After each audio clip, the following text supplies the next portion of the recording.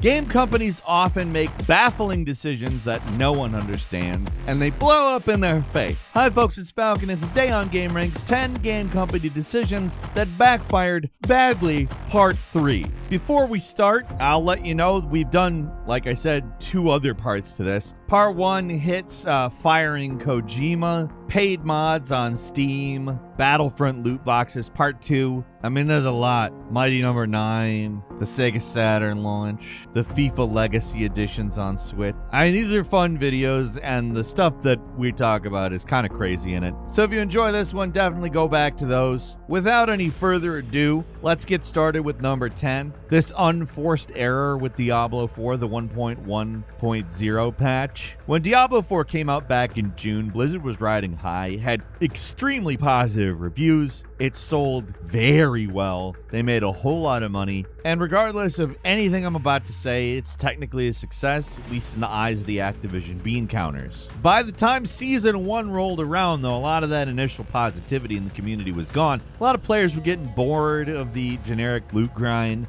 Players that stuck around in previous games for years, they were kind of starting to move on. There's a bit of an air of negativity around the game because there was a perceived lack of content, and I think that it's not wrong, but that low rumble turned into a roar when the patch 1.1.0 changes came to the game. To call the patch notes unpopular would be a major understatement. No one liked the proposed changes. There was no way to know exactly how it would have gone down, but it sounded like the patch would have made the XP grind more tedious, would have lowered overall damage and defense, did nothing to change the already small stash sizes, and so on. To put it bluntly, these were not the changes the Diablo 4 community wanted. In fact, in a lot of cases, it seemed like Blizzard was intentionally doing the opposite thing players were asking for whatever reason. I guess all that success just really made them piping hot mad. I don't know. Weird thing to be spiteful about. Whatever the reason, they looked really detached and clueless. Like they had absolutely no idea what players wanted from the game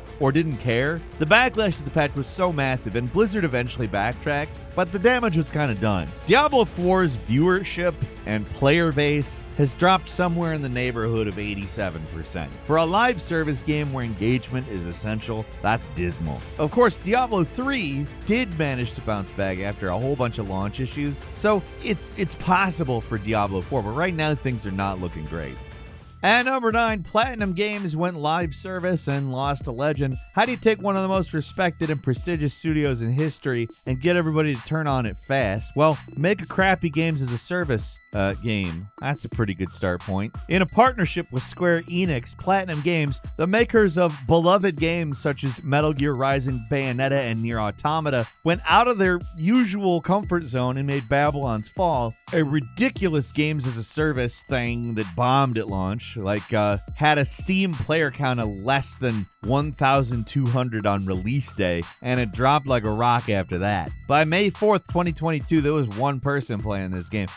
Babylon's Fall wasn't just a huge black mark on Platinum Games, it did pretty serious financial damage to Square Enix as well. And all this trouble comes from Platinum Games CEO Atsushi Inaba's frankly bizarre desire to push the company into live service. As we've seen in the last year, live service games as a service, are not the license to print money that many people think that it is. So for a while, yeah, sure, people were willing to give it a shot. We're past that point. Now most free-to-play live service type things, they fail. And they fail hard. I don't know why a company like Platinum would abandon what they're beloved and popular for to go chase live service gold. To be frank, it's not really working for a lot of people at this point. There are live service games that work, but there's reasons for it. Like, there's reasons people want to put money into those games. They're usually doing something particularly good that most games as a services don't. Like, Destiny 2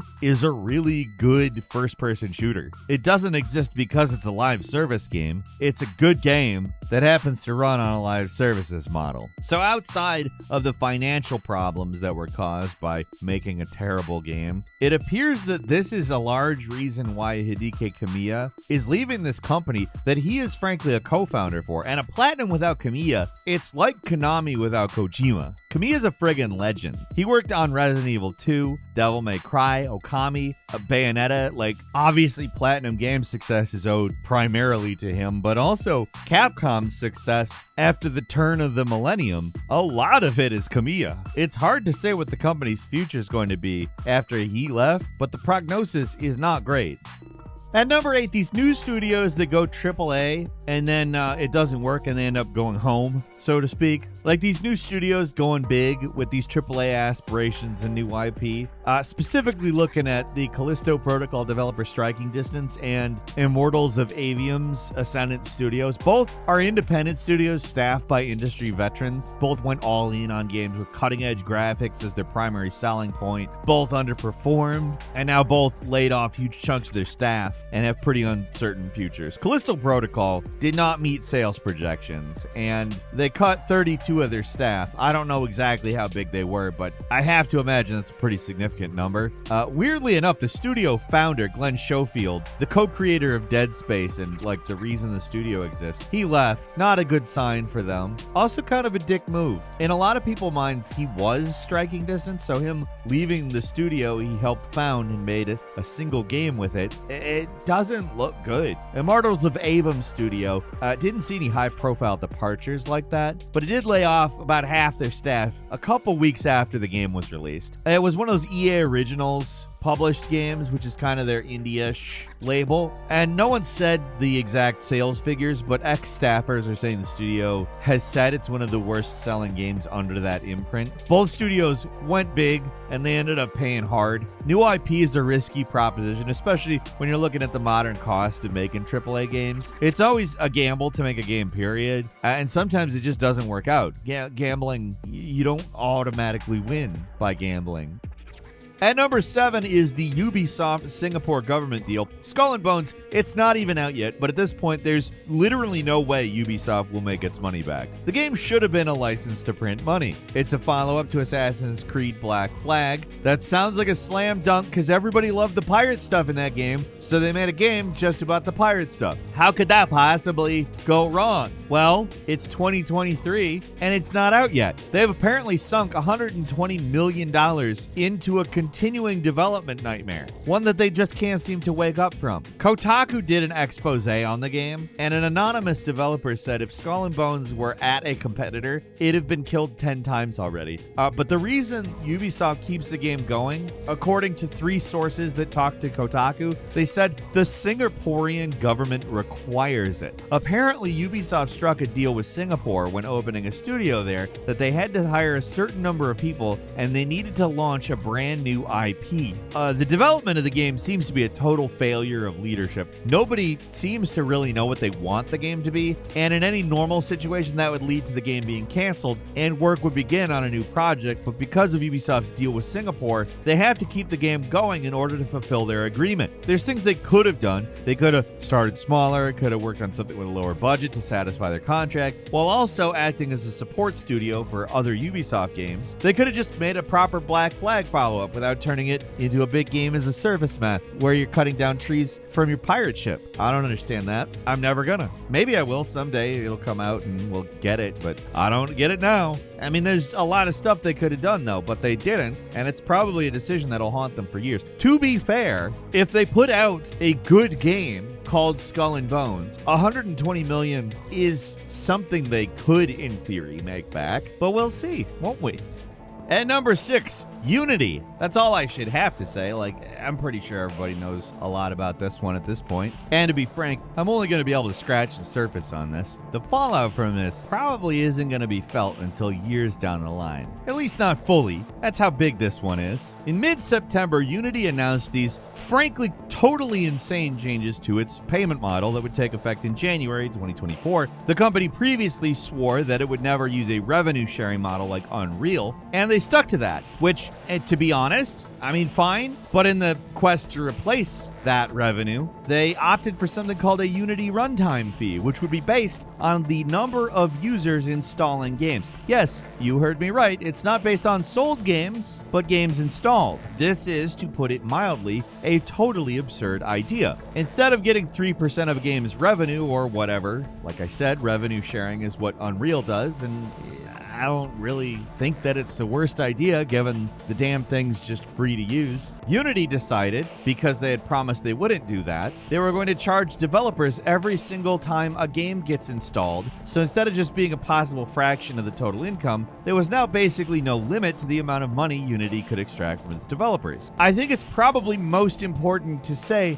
installs are not tied in any way, shape, or form to a monetary transaction. A free-to-play game could be installed hundreds of times and make no money whatsoever. How are they going to track that? Well, they didn't really have a firm answer for that either. Basically sounded like Unity was going to guess a number that sounded right and send developers a bill. Who was going to pay for that? When pressured, Unity said they were actually going to charge platforms, not devs, somehow. So instead of charging the people using the Unity software, they were going to charge Valve, who I don't understand how they thought Valve would be like, all right, we're going to let Unity stuff continue on our platform. Like, to call this batshit insane is almost giving Unity too much credit. This isn't wily lunatic stuff. This is, I have no idea why people use my stuff and what we rely on for money. Like, it's so obvious the dumb EA guy was like, well, why don't we do it this way? So this basically pissed everyone off. Everyone. Developers, gamers, and of course, platform holders like Microsoft, Valve, Epic.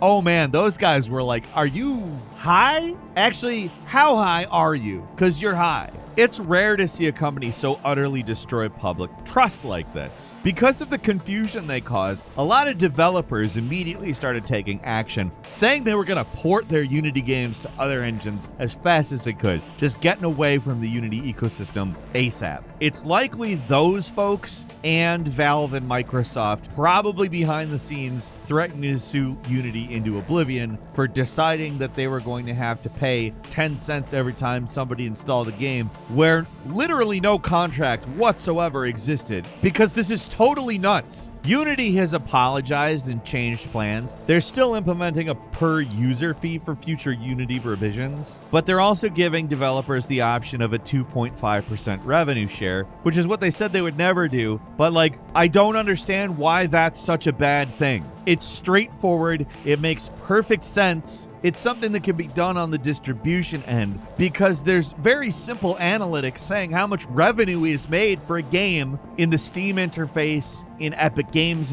like these things are all tracked pretty simply, to be frank. But I don't think you could possibly understate how much PR damage has been done to Unity. They showed that they're in a position to threaten literally every game dev who uses Unity's livelihood, which, I mean, it's something that everybody knew because that's the nature of capital ownership, but it's not something that generally people in business relationships just do. It's crazy. I can't see people letting go of this one quick.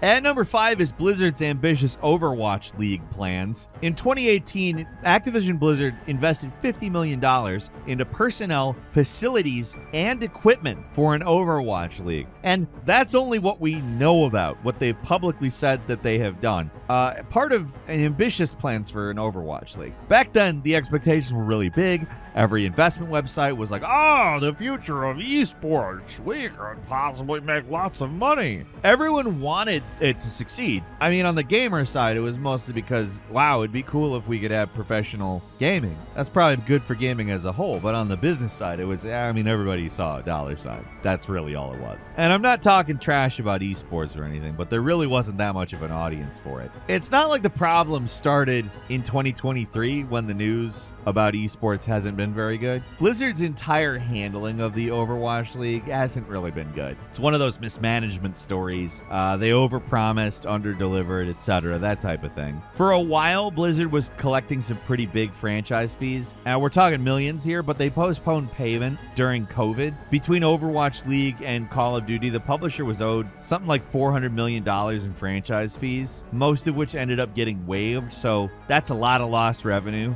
And as 2023 went on, teams were just dropping out of the league entirely. And to cap it off, they fired around 50 employees in the esports department with no warning and didn't move them to new departments. It's possible Activision might give up on the division entirely, but we don't know. It just doesn't look good.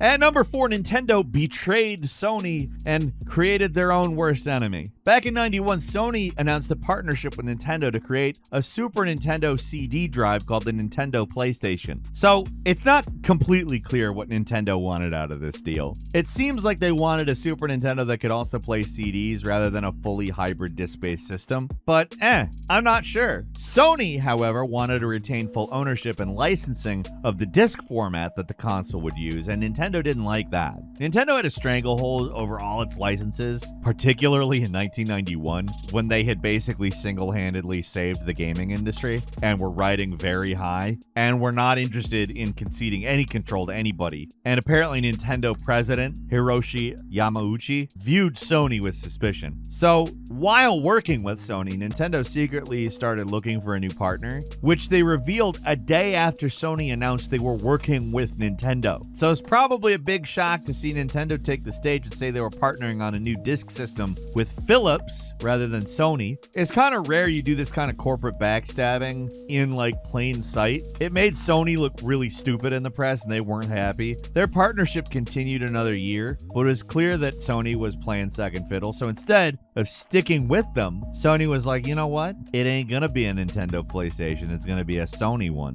And yeah, while the Switch is certainly the most successful console by far, Sony at this point is the most successful traditional console manufacturer, period. Like, Nintendo was probably right that Sony was just using them to get into video games, but can you imagine if the PlayStation was a thing that competed with the Sega CD and the Philips CDI never happened? That's the alternate universe to this one. At number 3, Atari ends up in a landfill. In the early 80s, Atari was the place to be. Money was rolling in. They were cranking out games nonstop. Seemed like the party would never end until the great video game crash of 1983, which I alluded to very slightly in the Nintendo point. It's why Nintendo was riding high, because everybody else was riding very low. And Atari played a central role of the great video game crash of 1983. It nearly ruined the company. Talking about $500 million in losses in the mid-80s. $500 million now is a crazy amount of money, but then, oh boy. I used an inflation calculator. $500 million then is something like $16 billion now, which,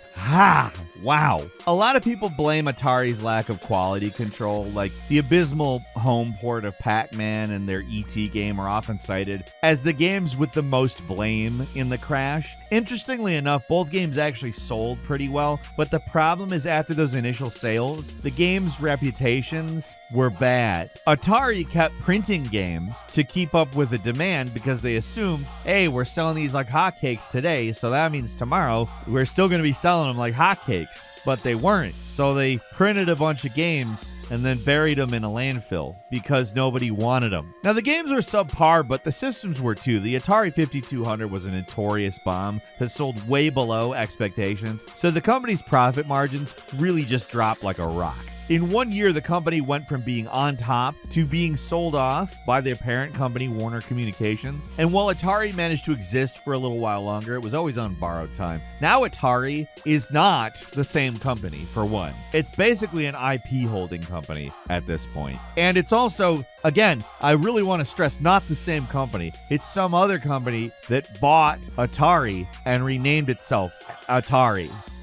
At number 2, the Xbox 360 ships with disastrous hardware error. You know it as the Red Ring of Death. Maybe you don't know it. I'll go ahead and talk about it either way. In the console business, failures are expected. It's part of doing business, right? Not just the console business, to be frank. When it comes to hardware, as complex as something like the Xbox 360, it's inevitable that there will be manufacturing issues. Companies like Sony and Nintendo have these rigorous testing processes and years of experience to help them test their consoles to make sure they don't have any massive glaring issues. And in theory, so does Microsoft. The problem is that at the time, they were in the middle of a hardware race to start another generation. Microsoft wanted to beat Sony to market and get Xbox 360 out first, so they ended up testing only 500 units when they should have been testing about 3 times that many, and did not get a clear picture regarding how many consoles were going to have problems. This all led to a crucial decision point where a hardware engineer wanted Microsoft to stop production so that they could go in and fix issues with the console. But Peter Moore,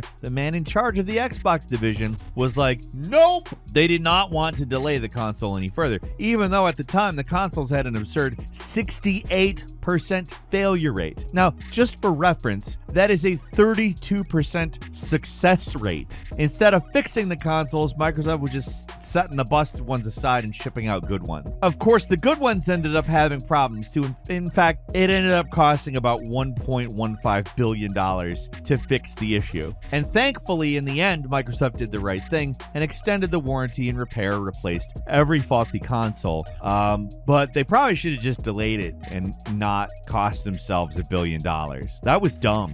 And finally, at number 1, Embracer. Oh, they had some ambitious plans. For years, we've been hearing about them buying up video game studios left and right. We kind of all wondered what the hell that plan was going to be. Like, how could they justify all these purchases? Seemed pretty unsustainable. And as it turns out, it was just unsustainable. Back in May, Embracer admitted that a $2 billion deal had fallen through. At the time, it wasn't attributed to anybody, but Savvy Games Group, which is owned by Saudi Arabia's Sovereign Wealth Public Investment Fund, they were like, actually, you know what? This doesn't seem like a good investment. So now we know what Embracer was doing. They were buying up all these high-profile studios to bolster their portfolio in order to get this massive cash injection from the Saudis. Not a sustainable plan. Clearly, the whole point was to acquire as much as possible and drum up a bunch of investment capital. But that investment capital didn't happen, so they're shutting down studios that have been around for decades like Volition, laying off lots of employees at like Crystal Dynamics. It's becoming a bloodbath. Tons of developers are losing their jobs for no real reason other than Embracer had a stupid plan that didn't work. We still don't really know what the full fallout from this is going to be, but hopefully some of the people that lost their jobs in this bullshit deal are able to get back on their feet. Like,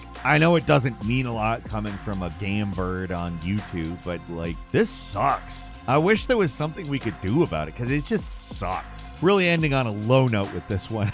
I mean, we never made the representation that one of these was not going to backfire badly, though. That's all for today. Leave us a comment. Let us know what you think. If you like this video, click like. If you're not subscribed, now's a great time to do so. We upload brand new videos every day of the week. Best way to see them first is, of course, a subscription, so click subscribe. Don't forget to enable notifications, and as always, we thank you very much for watching this video. I'm Falcon. You can follow me on Twitter at Falcon the Hero. We'll see you next time right here on gameranx.